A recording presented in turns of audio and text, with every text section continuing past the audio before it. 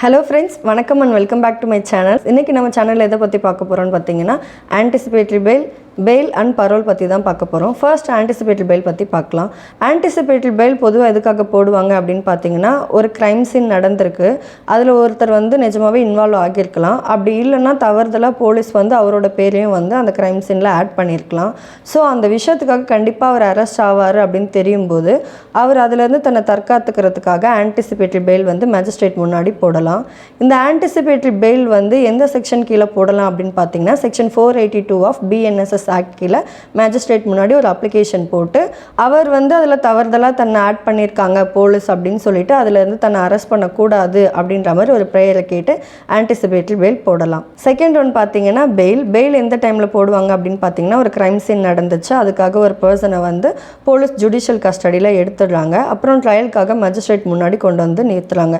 ட்ரையல்ங்கிறது என்னன்னா இப்போ இந்த குற்றம் அவரால் செய்யப்பட்டதா இல்லை அவர் தவறுதலாக கொண்டு நிறுத்தப்பட்டுட்டாரா போலீஸால் அப்படிங்கிறத அந்த குற்றம் சாட்டப்பட்ட நபர் தான் நிரூபிக்கணும்.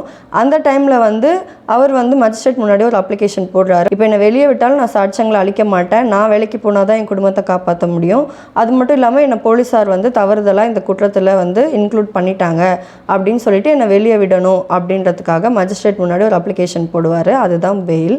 இப்போ பெயிலே பார்த்தீங்கன்னா ரெண்டு வகை இருக்குது. ஒன்று bail in bailable offense, இன்னொன்று bail in non bailable offense.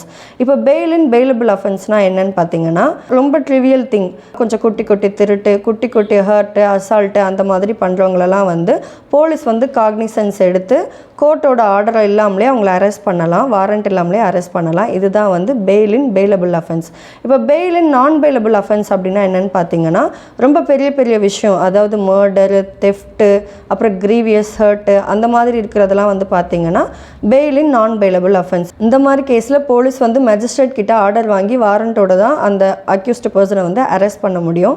இந்த மாதிரி கேசஸ்க்கெலாம் பெயில் எப்படி கிடைக்கும் அப்படின்னு பார்த்தீங்கன்னா கொஞ்சம் கண்டிஷனோட கிடைக்கும். அதாவது நீங்கள் இந்த நியரஸ்ட் போலீஸ் ஸ்டேஷனில் இவ்வளோ நாள் வரைக்கும் சைன் பண்ணணும், இல்லை நீங்கள் பெயில் பாண்ட் கொடுங்க, ஷூரிட்டி கொடுங்க, இல்லை விஓஓ சைன் வாங்கி கொடுங்க அப்படின்ற மாதிரி சில கண்டிஷன்ஸ் எல்லாம் இம்போஸ் பண்ணுவாங்க. இதுதான் பெயில் இன் நான் பெயிலபிள் அஃபென்ஸ். ஸோ இந்த பெயில் அப்ளிகேஷன் எந்த செக்ஷன் கீழே போடுவாங்க அப்படின்னு பார்த்தீங்கன்னா செக்ஷன் 478 ஆஃப் BNSS ஆக்ட் மூலயமா தான் ஃபைல் பண்ணுவாங்க. பரோல் எப்போ எடுக்கலாம் அப்படின்னு பார்த்தீங்கன்னா ஒரு கிரைம் நடக்குது, அந்த கிரைமில் இவர் தான் சம்மந்தப்பட்டவர் அப்படின்னு சொல்லிட்டு போலீஸ் ஜுடிஷியல் கஸ்டடியில் எடுத்து ஒருத்தவங்களை ட்ரையலுக்காக மேஜிஸ்ட்ரேட் முன்னாடி நிப்பாட்டிடுறாங்க.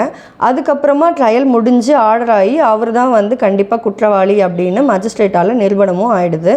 அப்புறம் அவருக்கு ஒரு மேக்ஸிமம் இம்ப்ரிசன்மெண்ட், அதாவது லைஃப் இம்ப்ரிசன்மெண்ட் 14 years கிடச்சிருது. அவரும் சிறைக்கு சென்றாரு. சிறையில் இருக்கும்போது அவர் ஒரு நன்னடத்தை காட்டுறாரு. அப்படி இல்லைன்னா அவருக்கே உடல்நிலை சரியில்லாமல் போயிடுது, இறக்கும் தருவாய்க்கு போயிடுறாரு. அப்படி இல்லை அவரும் வெளியில் இருக்க அவங்க உறவினரில் யாரோ நெருக்கமானவங்க இறந்துட்டாங்க, அதுக்காக ஈமச்சடங்குக்காக போகணும் அப்படிங்கிறதுக்காக பரோல் கேட்கலாம். ஸோ பரோல் கொடுக்கறதும் கொடுக்காததும் யார்கிட்ட இருக்குது அப்படின்னு பார்த்தீங்கன்னா மாநில அரசு கிட்ட தான் இருக்குது. ஒரு நபர் பரோலில் வெளியே வந்தார்னா அதை கண்காணிக்கிற பொறுப்பு யார்கிட்ட இருக்குன்னு பார்த்தீங்கன்னா காவல்துறை கிட்ட தான் இருக்குது. இதே போல் உங்களுக்கு வேறு ஏதாவது சட்டம் சார்ந்த கொஸ்டின் இருந்துச்சுன்னா இந்த வீடியோட கமெண்ட் செக்ஷனில் கேளுங்க. நன்றி, வணக்கம்.